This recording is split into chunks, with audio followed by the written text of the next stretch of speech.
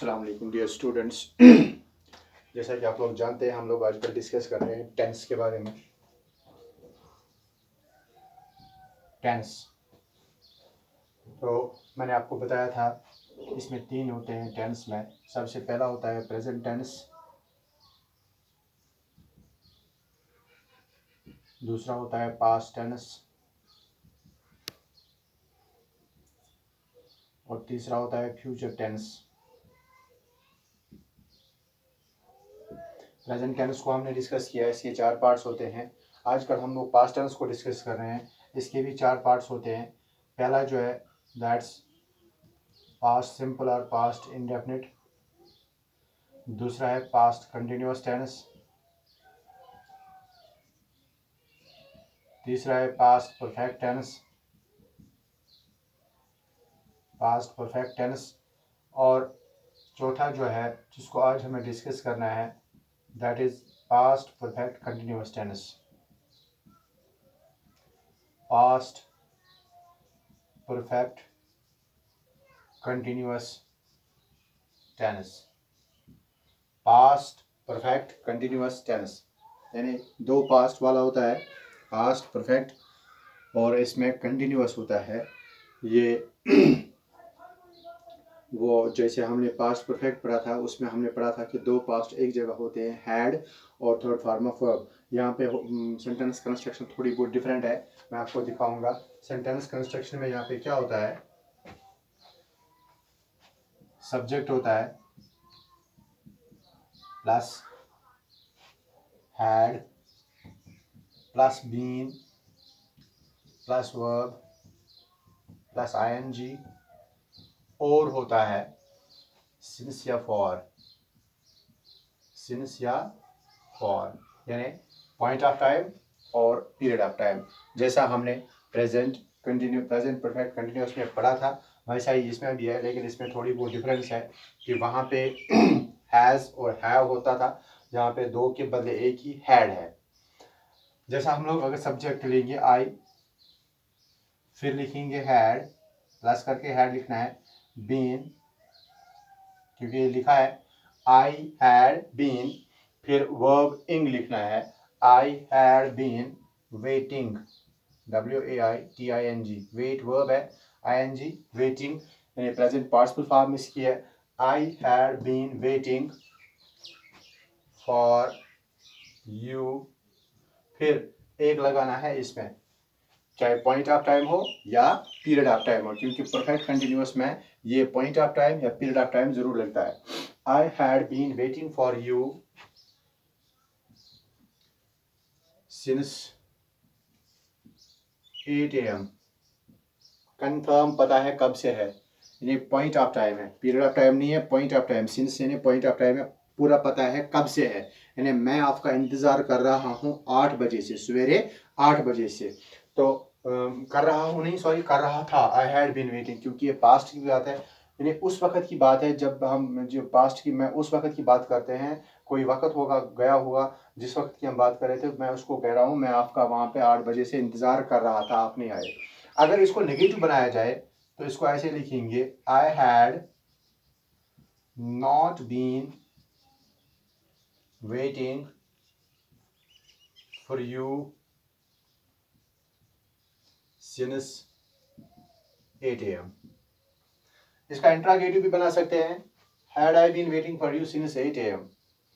अब इसको जरा सब्जेक्ट चेंज करते हैं, ही लिखते हैं, फिर भी सब्जेक्ट प्लस हैड लिखना है, he had been dancing for 1 hour।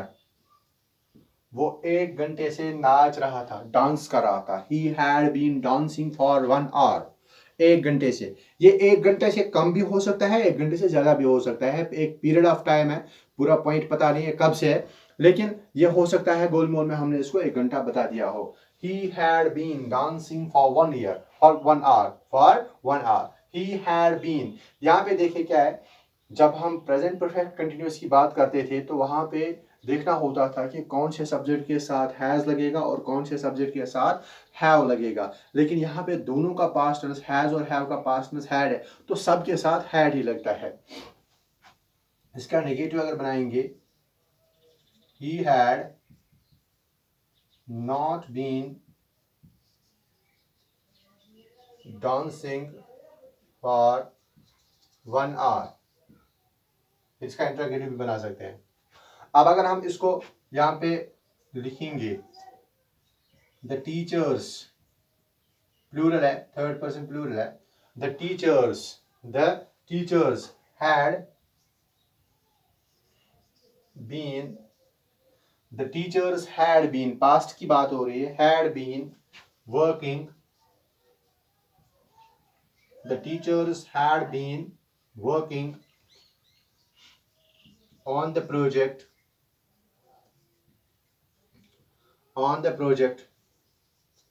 for 2 months।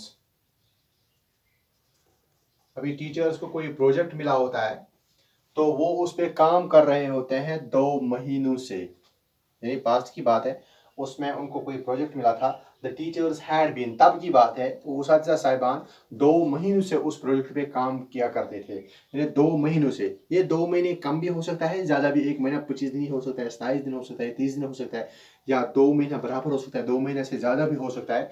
इसलिए हमने लिखा पीरियड ऑफ टाइम, यानी कन्फर्म पता नहीं है 2 महीने बराबर है कि कम है कि ज़्यादा है, इसको फॉर लगाया। The teachers had been working on the project, teachers को कोई प्रोजेक्ट मिला था तो उस पर वो काम कर रहे थे 2 महीने से, पिछले 2 महीने से। ये पीछे, ये पास्ट की बात है, इस वक्त की बात नहीं हो रही है। उस वक्त जब उनको एक प्रोजेक्ट दिया गया था तब वो 2 महीने से उस पर काम कर रहे थे। अब इसका नेगेटिव बना सकते हैं, the teachers had not been working on the project for 2 months।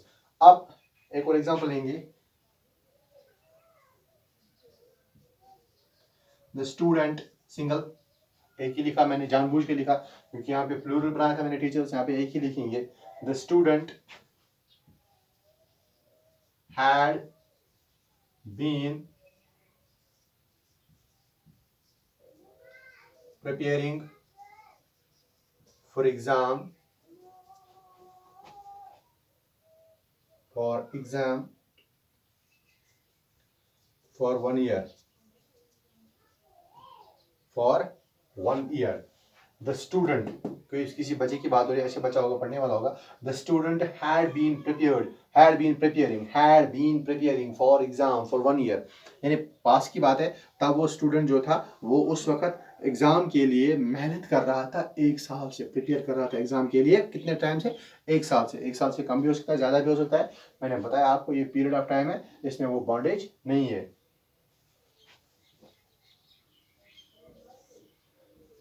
We had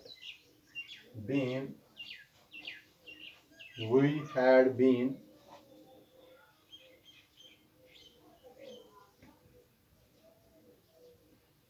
eating food for